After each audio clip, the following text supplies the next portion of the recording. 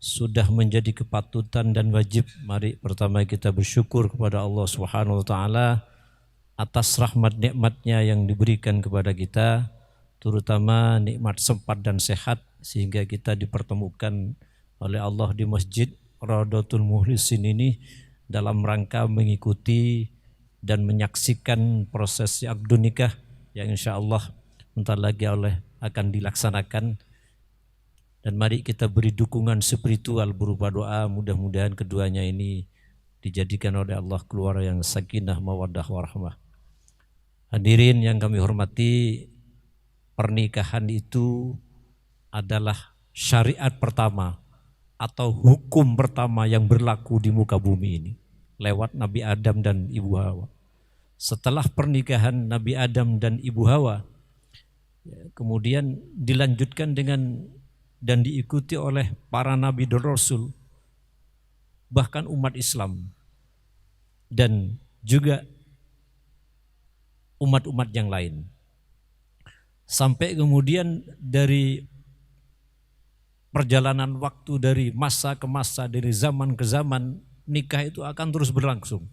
Dan sekarang ini kita saksikan kedua mempelai akan melangsungkannya. Jadi ada sebuah ayat menyatakan walaqad arsalna rusulam min qablika.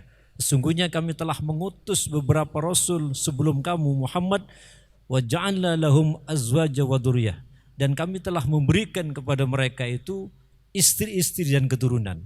Nah, ini jelas ini. Jadi semua setelah Nabi Adam diikuti oleh para nabi dan rasul juga manusia untuk melangsungkan pernikahan. Jadi nikah itu adalah fitrah. Kenapa? Karena Allah telah menetapkan bahwa semua ciptaannya itu memiliki pasangan. Baik itu tumbuh-tumbuhan, hewan, terlebih lagi manusia sebagai makhluk yang dimuliakan oleh Allah Subhanahu wa taala.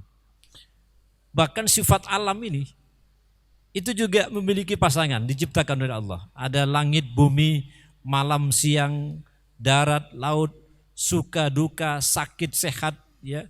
Kemudian kaya, miskin, dan semuanya ini berpasang-pasangan. Khusus untuk manusia ini, jika ingin berpasangan sebagai suami istri, ya maka harus melewati pernikahan kayak kedua mempelai. Mengapa harus menikah? Karena menikah itu adalah jalan legal dalam kacamata agama.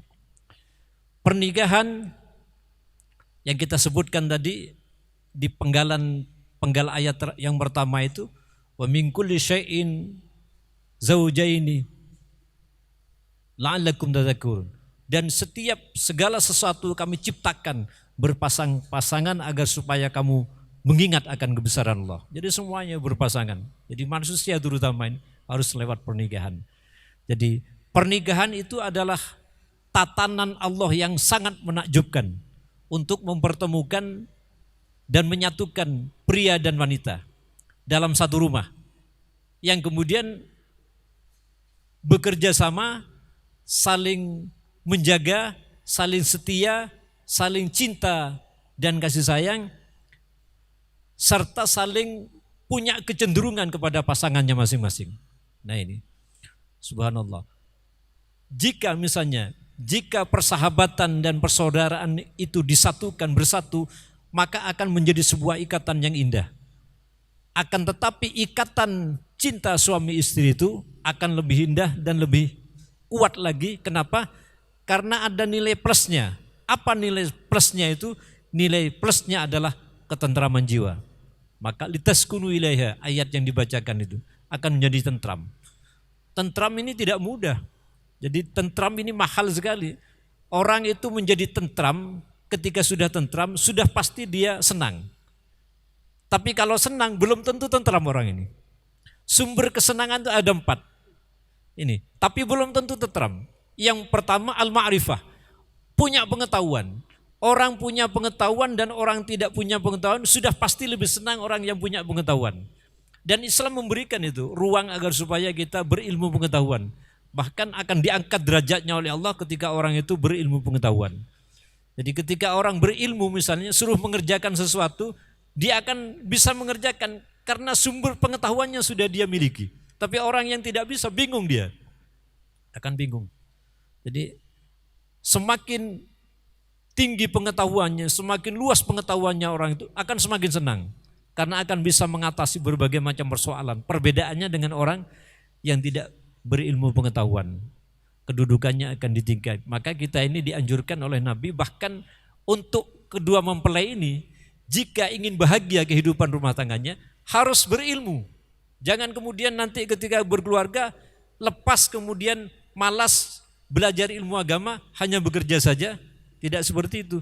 Idza aradallahu bi ahli baitin khairan faqahuhu fiddin.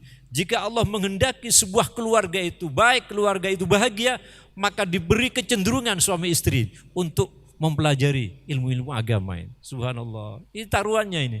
Jadi orang belajar ilmu ketika sudah suami istri itu justru akan dibahagiakan oleh Allah. Kenapa? Ketika dia belajar ilmu-ilmu agama diharapkan nanti ibadahnya semakin baik. Ya. Salatnya misalnya semakin khusyuk.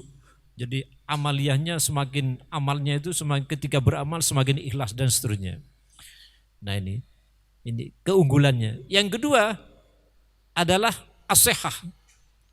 Orang senang, sumber kesenangan. Orang sehat dengan orang tidak sehat sudah pasti lebih senang orang yang sehat. Orang yang sehat itu disuruh makan aja, disuguhi apa saja, misalnya nun sewu ya, sate misalnya. Enak saja dia makan, tapi ketika tidak sehat, misalnya tensinya tinggi, oh jangan makan ini kata dokter, kamu berbahaya ini. Tidak senang dia, akan merasa senang orang sehat. Maka Islam menganjurkan jagalah kesehatan. Kadangkala kita meremehkan kesehatan sebagai salah satu nikmat dari Allah Subhanahu wa taala. Padahal sehat itu kenyataannya orang miliaran rupiah dia punya uang tidak bisa membeli kesehatan.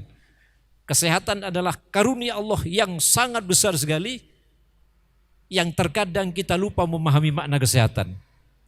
Baru kita sadar ketika sehat itu pergi, datang sakit menggantikannya, maka kita sadar bahwa ternyata sehat itu adalah sangat mahal harganya sebagai karunia nikmat dari Allah Subhanahu wa taala.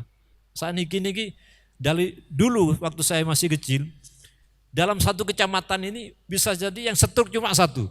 Sekarang satu RT bisa jadi lebih, insya Allah menjaga kesehatan, insya Allah. Hitungannya sekarang per detik, per menit, per jam. Nun sewu, sekarang kita ini sehat, bisa jadi besok. Tapi mudah-mudahan kita diberi kesehatan. Karena ini Islam memberikan mengingatkan kita agar supaya menjaga kesehatan. Lebih senang orang yang sehat.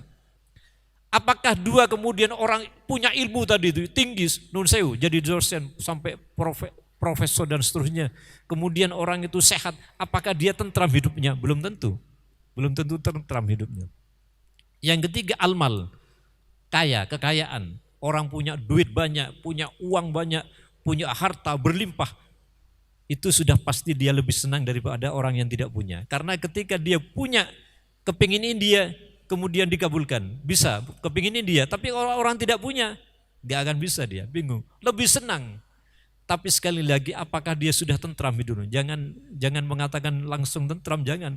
Banyak orang kaya gak bisa tidur, bisa malam-malam, mikirkan macam-macam. Tapi orang yang gak punya kadang-kadang di pinggiran enak saja tidurnya, subhanallah. Tentram hidupnya, apa katanya Allah? Apa katanya Allah? Subhanallah. Kalau orang-orang yang itu mungkin nun sewu, takut kehilangan, takut kebakaran rumahnya, hartanya macam-macam, enggak tentram hidupnya. Kemudian itu sumber kesenangan.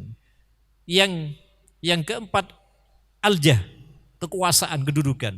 Orang yang punya kedudukan dengan orang yang tidak punya kedudukan sudah pasti lebih senang yang punya kedudukan. Pak RT sama RW lebih senang RW. Kemudian lurah, Pak Camat itu semakin tinggi, dia akan semakin senang.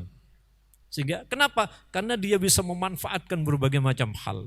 Tetapi sekali lagi ini tidak bisa dianggap kemudian orang ini bisa tentram. Di mana letak ketentraman? Al-qurba minallah.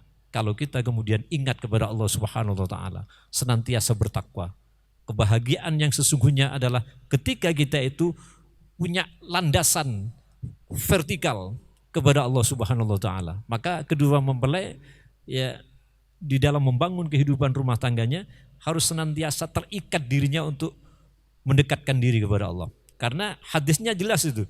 Idza tazawwajal 'abdu faqad istakmala nisfaddin falyattaqillaha fin nisfil baqi. Jika orang itu menikah maka separuh agamanya selesai. Coba. Separuh agama tugasnya sampean selesai. Tinggal menjaga yang separuh dalam ketakwaan kepada Allah Subhanahu wa taala. Apa yang separuh ini? Ternyata yang separuh nafsu syahwat. Nafsu syahwat ini berat ini ya, menjaga. Orang kalau enggak hati-hati bisa berbuat macam-macam. Itu separuh, itu agama dianggap separuh. Separuhnya bertakwa kepada Allah. Kenapa bertakwa? Karena kebahagiaan yang sejati kedua mempelai ini nanti adalah takwa itu sendiri. Alladzina amanu wa kanu yattaqun. Orang-orang yang beriman yang kemudian mereka senantiasa bertakwa, lahumul busyra fil hayatid dunya fil akhirah. Kabar gembira bagi mereka ini, yakni kebahagiaan hidup di dunia dan di akhirat. Nah, kalau sampean sudah bertakwa kepada Allah, maka akan diberi kemudahan-kemudahan oleh Allah. Maka kita doakan kedua mempelai mudah-mudahan senantiasa akan diberi petunjuk, bimbingan, rahmat dari Allah Subhanahu wa taala dalam menjalani kehidupan rumah tangganya. Mudah-mudahan diberi kehidupan rumah tangga yang sakinah. Rumah tangga sakinah itu harus mampu menciptakan suasana hubungan yang harmonis. Harmonis tentu bukan hanya sampean dengan istrinya saja. Harmonis itu mencakup segala sesuatu yang berpengaruh dalam kehidupan rumah tangga barunya. Ya, karena dari pernikahan itu akan terikat kemudian timbul kemudian ikatan keluarga, ikatan antar keluarga. Artinya ketika sudah menikah, sampean tidak hanya punya orang tua, tapi sudah ada mertua, sudah ada ipar, sudah ada. Nah, sampean mau tidak mau, ini adalah bagian penting yang harus dijaga. Kalau ingin kehidupan rumah tangga harmonis, jangan hanya menjaga keharmonisan kedua pasang mempelai ini, tapi bagaimana seluruh yang ada di sekitarnya, terutama keluarga besarnya, dijaga keharmonisannya. Insya Allah nanti akan Allah berikan kemudahan-kemudahan. Ini yang barangkali dapat kami sampaikan. Insya Allah ini penghulunya sudah ditunggu ini sebenarnya. Agak mohon maaf. Mudah-mudahan bermanfaat jika diberi keturunan, mudah-mudahan anaknya jadi anak soleh solehah. Kurang lebihnya mohon maaf. Assalamualaikum warahmatullahi wabarakatuh.